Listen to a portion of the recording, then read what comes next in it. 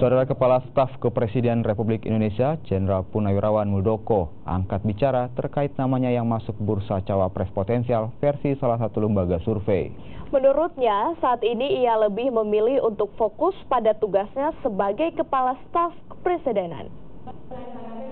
Kepala Staf Kepresidenan Muldoko yang hadir dalam diskusi di Baruga Andi Pangeran Petarani Universitas Hasanuddin menegaskan keinginannya yang tetap ingin fokus dalam bekerja, meski namanya disebut-sebut masuk dalam bursa cawapres potensial hasil lembaga survei. Diketahui, saat ini Muldoko menjabat sebagai Kepala Staf Kepresidenan yang tugasnya membantu Presiden.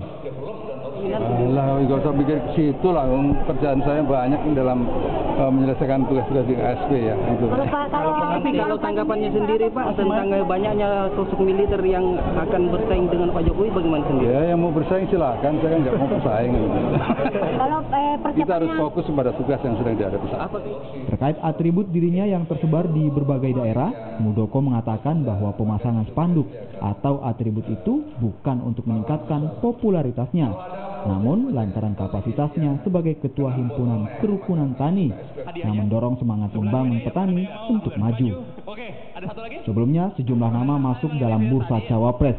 Berdasarkan survei LSI, cawapres ini berasal dari berbagai latar belakang, mulai dari militer, agama, parpol, pemimpin daerah, dan profesional.